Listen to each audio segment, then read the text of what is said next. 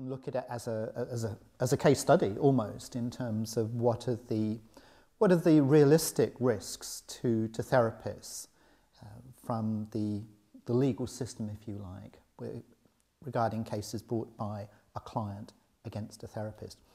The case is that of Alice Landau versus Dr. Theodore Werner, and this was a legal case which dates back to some therapy that was held almost 70 years ago. I mean, this is really going back a long period of time. Yes.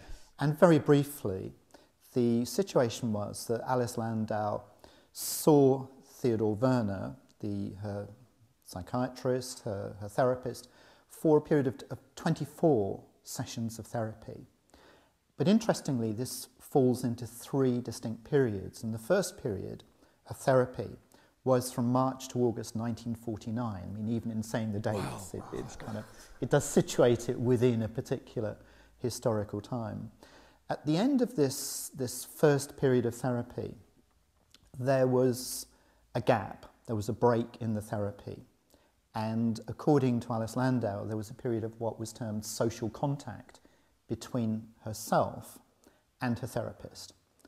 And then the therapy resumed, and this went from March 1950 to January 1951. So you have 2 periods of therapy with a break in between. And with this social contact, we'd with wonder what social that meant. contact, yeah. And this was really the essence of her case against the therapist.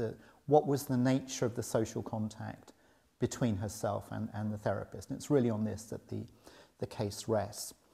Having completed the second tranche of therapy, which ended in January 1951, she then made a suicide attempt in April of the same year. And what then happened was that she brought a legal case, and very briefly, this is under civil law. So this is not a criminal case but this is within civil law. And there are various tests for the case to be successful. The case is heard and needs to be decided on the balance of probabilities. It's a bit of legal jargon, but the argument is really that Dr. Werner had probably acted unprofessionally, he had probably been negligent and probably caused her harm. So that's just simply to put it in some kind of legal box, if you like. So she brought a case, and this was a case which was initially successful, and the grounds were that he had been guilty of willful misconduct and/or negligence. So she won her case against him.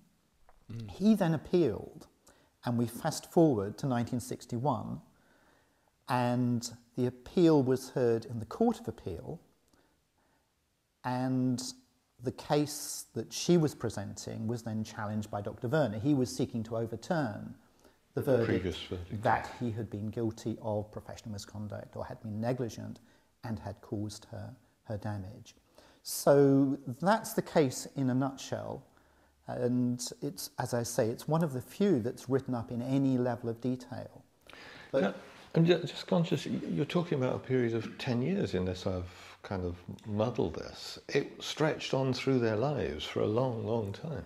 Yes, there is this 10-year gap between the ending of the therapy and the case being heard initially at a court, and then him appealing and going to the Court of Appeal, which is a fairly senior level of the English legal system. I'm not sure that time span would apply now. There are limitations on when actions can be brought, but that act postdates this particular sequence of events. So that's the case? That's the case. So now we start to look